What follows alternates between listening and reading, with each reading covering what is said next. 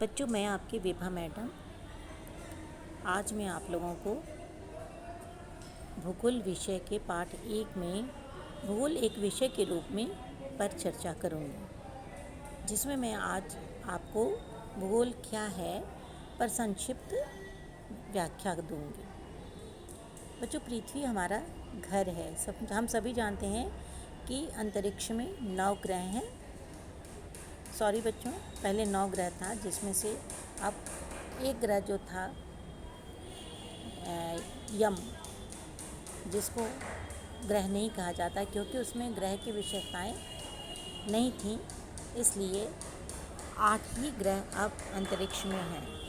उन 8 ग्रहों में जो 8 ग्रह हैं उनका नाम बुध, शुक्र, पृथ्वी, मंगल, बृहस्पति, अरुण और वरुण हैं, जिनमें से पृथ्वी ही एकमात्र ऐसा ग्रह है जहाँ पर जीवन उपलब्ध है, जीवन है। इसीलिए हम लोग पृथ्वी पर रहते हैं, तो पृथ्वी की जानकारी हमें प्राप्त करना अनिवार्य बनता है। क्यों? पृथ्वी हमारा घर है।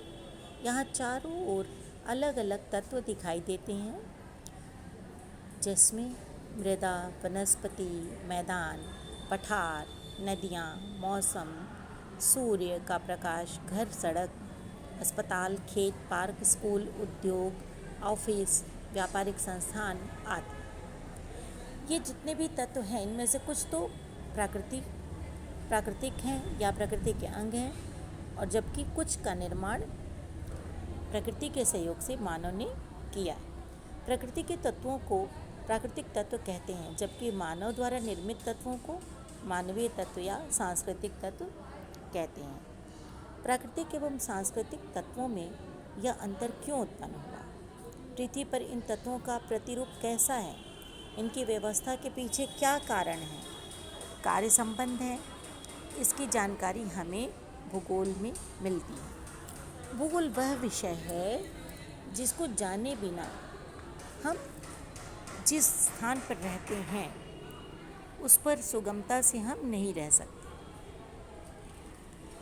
ज्योग्राफी शब्द का प्रयोग सर्वप्रथम ग्रीक विद्वान इरेटास्थनीज ने 276 से 194 ईसा पूर्व किया था। ज्योग्राफी शब्द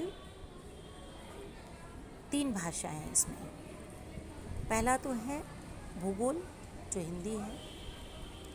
दूसरा है ज्योग्राफी, जिसको हम अंग्रेजी में पढ़ते हैं। और जो ग्रीक भाषा है, जिसमें जियो और ग्राफो 2 शब्द हैं, जो दोनों मिल करके ज्योग्राफी का निर्माण करते हैं। तो ये जियो और ग्राफी, ये 2 मूल शब्द ग्रीक भाषा के हैं।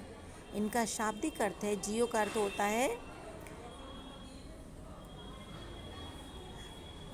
पृथ्वी, और ग्राफोस मतलब होता है वर्णन करना, व्याख्या करना। यानी कि जो विषय पृथ्वी के बारे में व्याख्या करता है, बताता है, वो कौन सा विषय है? वो भूगोल विषय है। इस तरह भूगोल पृथ्वी का वर्णन करता है या पृथ्वी के भौतिक वातावरण तथा मानवीय क्रियाकलापों के बीच अंतर प्रक्रियात्मक संबंधों की जानकारी देता है। अगले दिन मैं इसके आगे पढ़ाऊंगी बच्चों।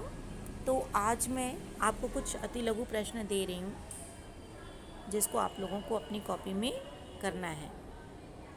ये कुल 13 प्रश्न हैं, ठीक है। इसके बाद आगे जब मैं पढ़ाऊंगी तो आपको उसके बारे में आगे के क्वेश्चंस बताऊंगी। फ़िलहाल आप लोगों को ये सारे प्रश्न अपनी कॉपी में आज करने हैं, ठीक है। और इस जितना मैंने पढ़ाया है उसको अच्छी तरह से समझना है, ठीक है बच्चों। Thank you. आज इसको पढ़िए, समझिए, इंट्रोडक्शन लीजिए। मैंने जो दिया है उसको आप अच्छी तरह से पढ़िए और समझिए, ठीक है। और जो क्वेश्चन दिया है उसको आप लोग करिए। थैंक यू बच्चों।